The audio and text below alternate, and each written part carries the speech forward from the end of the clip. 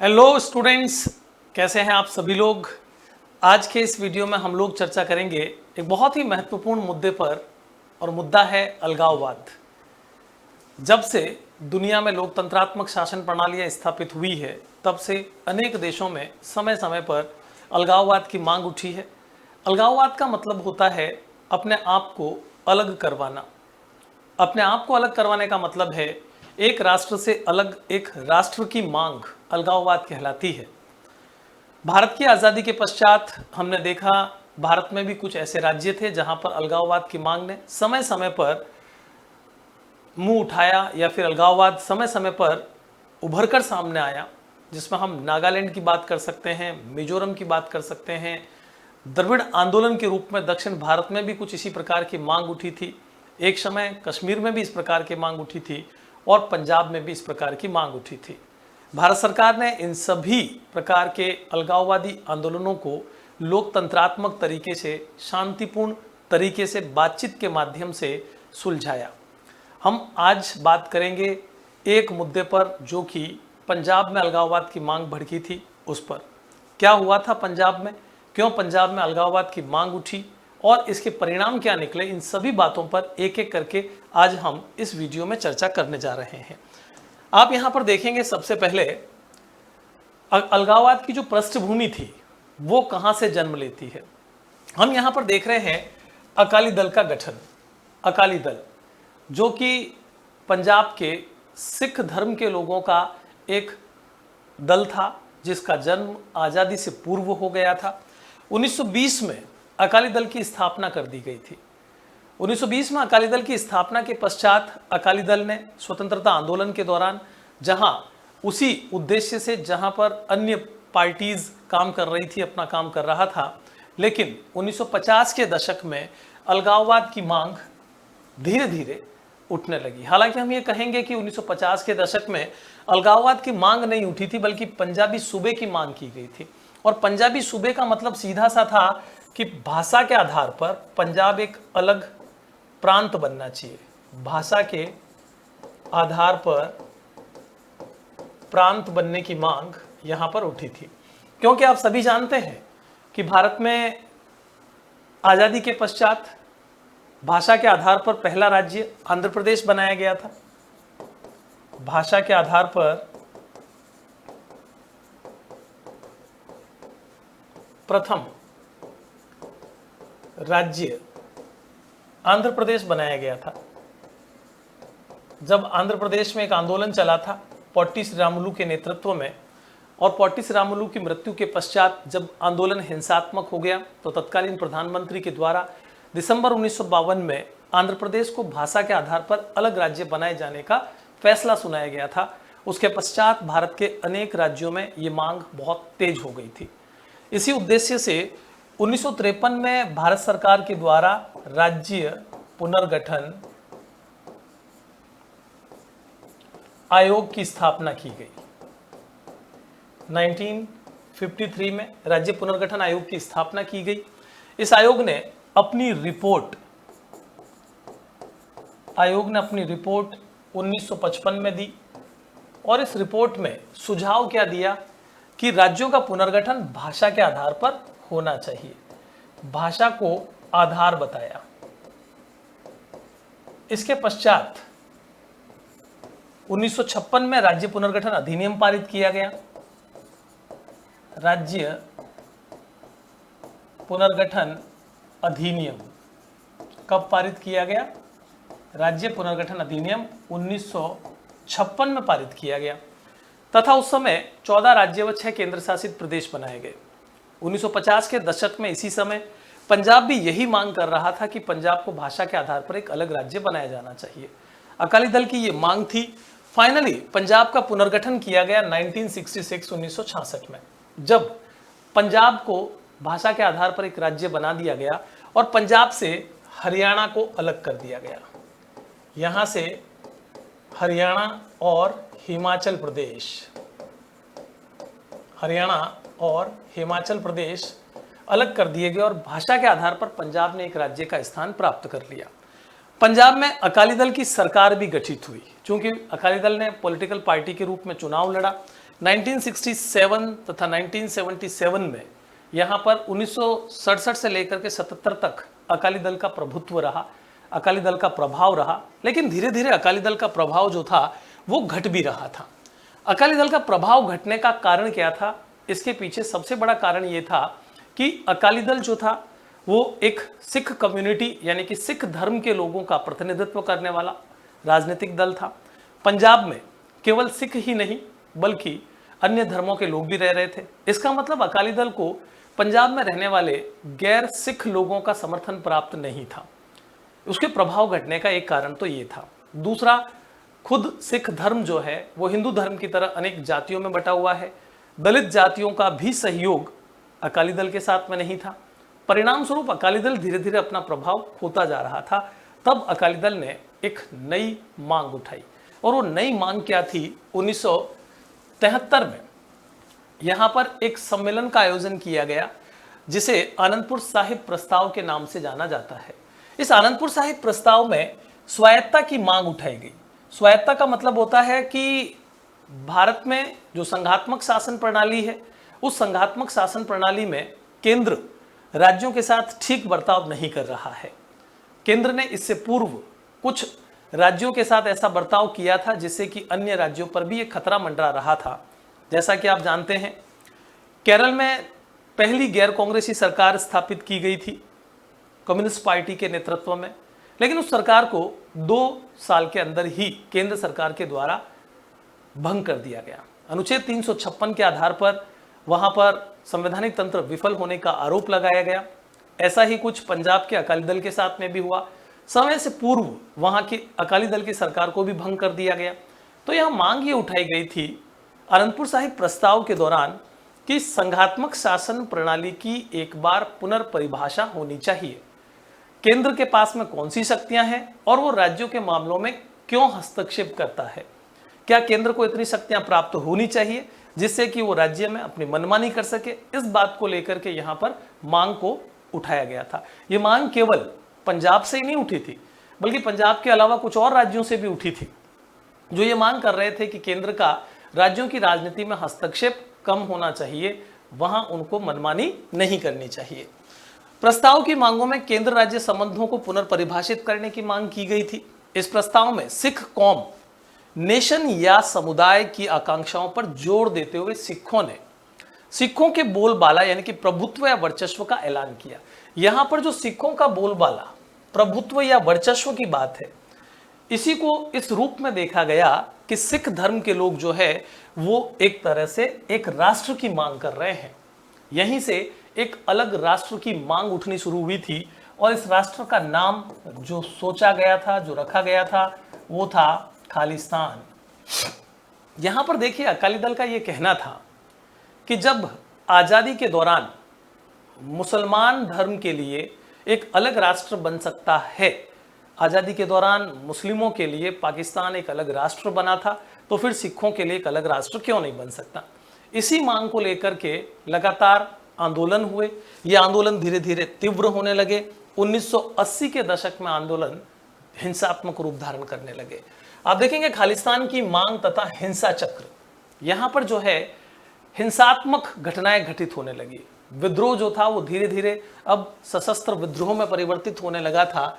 सिख आंदोलन का नेतृत्व अकाली दल के अब नरम पंथियों के हाथों में चला गया था। देखिए, अकाली दल 2 भागों में बटा हुआ था। एक तरफ थे जो कि नरम पंथी थे, एक तरफ थे जो कि चरमपंथी थे। अभी जैसा कि मैंने कहा नरम पंथियों के हाथों में चला गया था, ऐसा नहीं था, बल्कि आंदोलन नरम पंथियों से चरमपंथियों की ओर जा रहा था।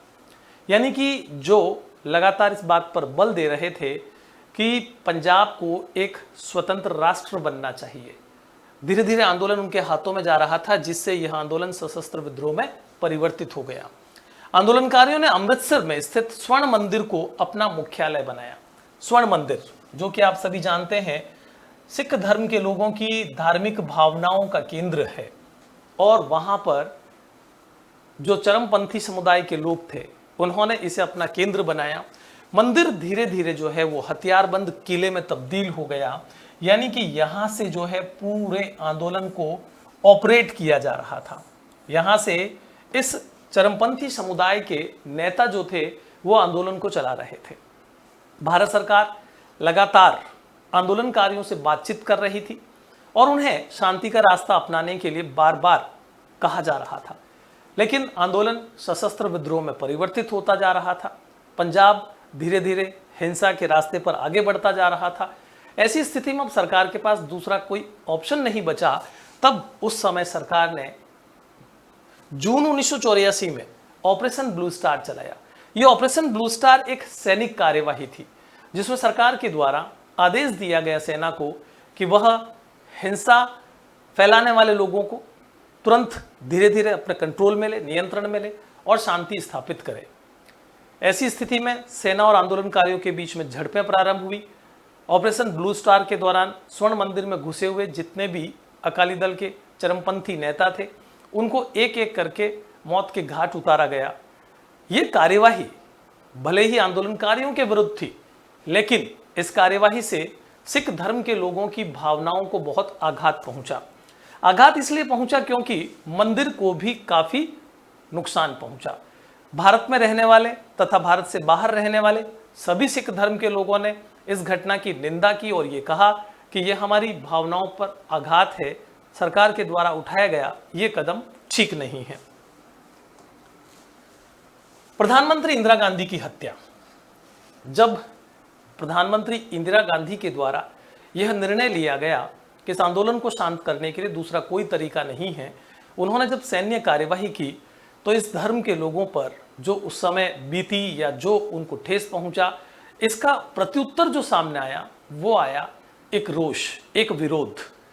और इसी विरोध में प्रधानमंत्री इंदिरा गांधी की उनके निवास स्थान पर हत्या कर दी गई। और यह हत्या और किसी ने नहीं की, बल्कि हत्या की थी उन्हीं के अंगरक्षकों ने। ये जो अंगरक्षक थे वो सिख धर्म से थे। बेअंत सिंह तथा सतवंत सिंह। बेअंत सिंह तथा सतवंत सिंह ने इंदिरा गांधी की हत्या कर दी और यह हत्या की गई थी 31 अक्टूबर 1984 को। जब इंदिरा गांधी की हत्या की गई तो पूरे भारत में इसको लेकर के काफी रोष था, लोग काफी नाराज थे। इस कारण से दिल्ली और उसके आसपास के क्षेत्रों में एक बार फिर से हिंसा भड़की और अब इस हिंसा के अंदर कई सिख धर्म के लोगों को मौत के घाट उतार दिया गया।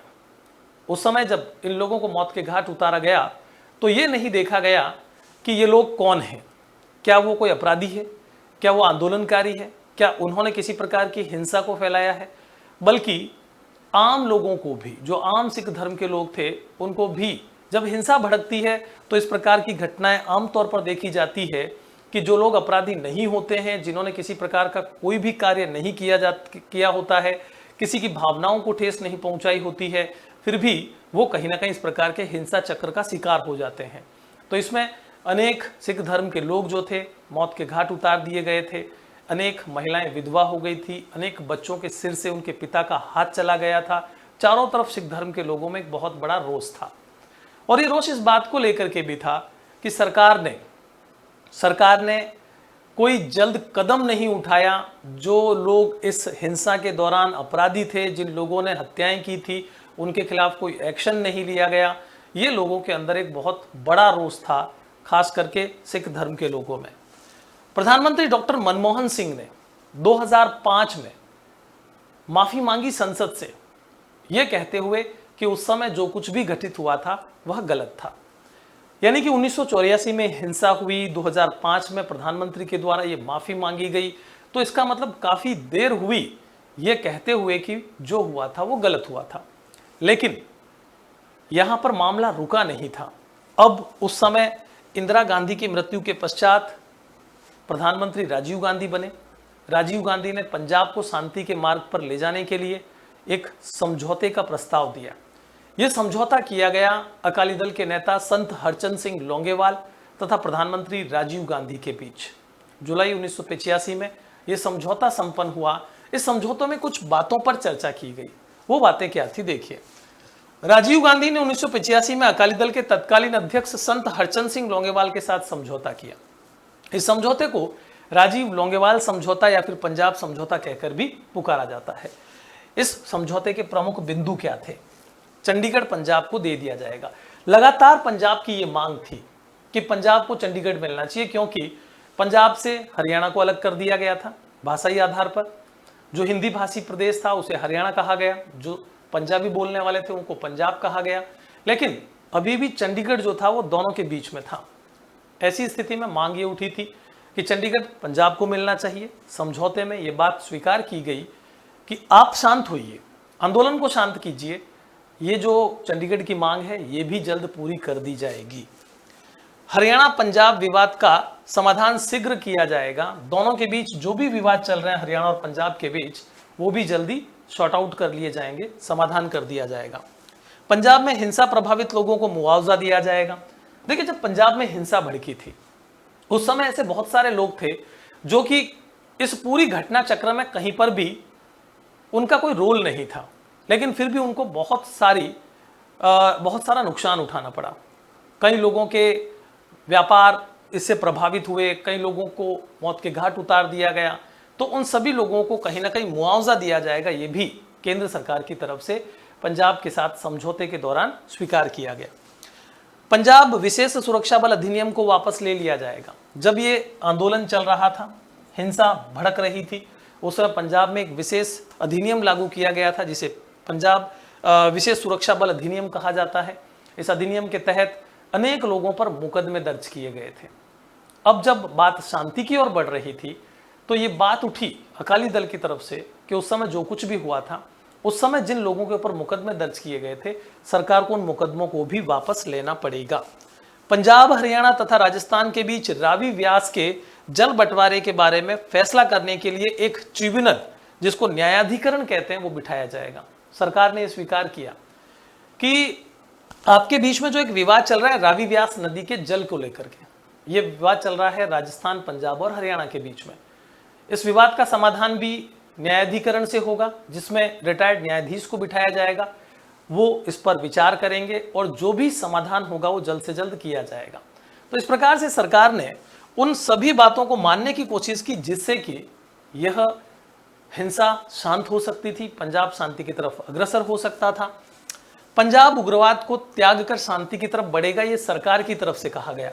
अगर हम इन सारी बातों को मान लेते हैं, हम आपकी उन हर बात को मानते हैं जो कि आप चाहते हैं। आप चाहते हैं कि चंडीगढ़ के साथ, आपका चाहते हैं कि हरियाणा के साथ विवाद सुलझे, आप चाहते हैं कि चंडीगढ़ आपको मिले, आप चाहते हैं कि पानी की समस्या का समाधान हो, आप चाहते हैं कि जो भी मुकदमे दर्ज किए गए थे उनको वापस लिया जाए। हम सब कुछ करने को तैयार है, लेकिन आपको शांति की तरफ आगे बढ़ना होगा, यानी कि आपको हिंसा के रास्ते को त्यागना होगा।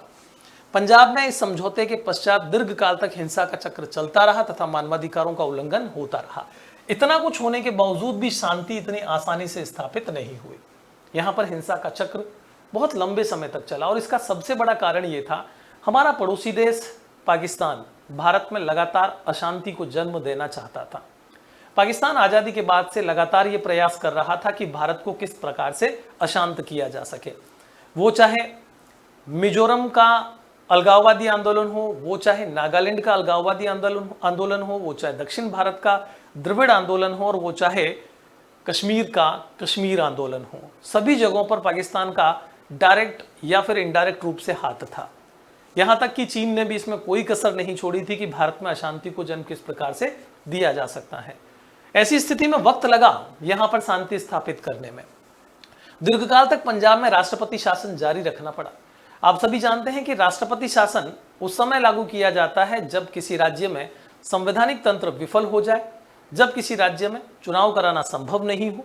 तो ऐसी स्थिति में वहां पर केंद्र सरकार अनुच्छेद 356 के तहत राष्ट्रपति शासन उद्घोषित करती है और वहां का शासन फिर केंद्र सरकार के द्वारा संचालित किया जाता है। 1992 में पंजाब में चुनाव भी संपन्न हुए, क्योंकि अब धीरे धीरे पंजाब शांति की तरफ जा रहा था। एक प्रयास किया गया कि वहां पर लोकतंत्र स्थापित किया जाए, इसलिए चुनाव करवाए गए। लेकिन चुनाव में आप देखिए, लोग डर के कारण घरों से बाहर नहीं निकल पाए और केवल 24% मतदान हुआ। ये इस बात की ओर संकेत करता है कि लोग कितने डरे हुए थे। हिंसा के माहौल में बाहर आकर वोट तक नहीं डाल सकते थे। ओनली 24% वोट कास्टिंग हुई, मतदान हुआ। 1997 में पंजाब के अकाली दल, बादल तथा भारतीय जनता पार्टी के गठबंधन को भारी बहुमत मिला। एक नई सोच के साथ अब पंजाब आगे बढ़ने लगा। पंजाब का अकाली दल और भारतीय जनता पार्टी, चूंकि उस समय केंद्र में लगातार मजबूत स्थिति में आ रही थी, उनके बीच में गठबंधन हुआ और यहां पर अब धीरे धीरे लोकतंत्र अस्तित्व में आ रहा था। पंजाब धीरे धीरे लोकतंत्र और शांति की तरफ अग्रसर होने लगा। वर्तमान में पंजाब में धर्मनिरपेक्षता का अनुसरण किया जा रहा है। इसका मतलब यह है कि अब पंजाब पहले की तरह जो आंदोलन चल रहा था उसके रास्ते पर नहीं है। अन्य राज्यों के समान पंजाब ने शांति का रास्ता अपना लिया है। पंजाब में लोकतंत्र सफलतापूर्वक संचालित किया जा रहा है और उम्मीद करते हैं कि इस प्रकार का आंदोलन दोबारा भारत के किसी भी राज्य में देखने को न मिले, क्योंकि लोकतंत्र में शांति से हम विकास के मार्ग पर आगे बढ़ें, हम मानवाधिकारों का सम्मान करें, यही सबसे महत्वपूर्ण है। Thank you so much.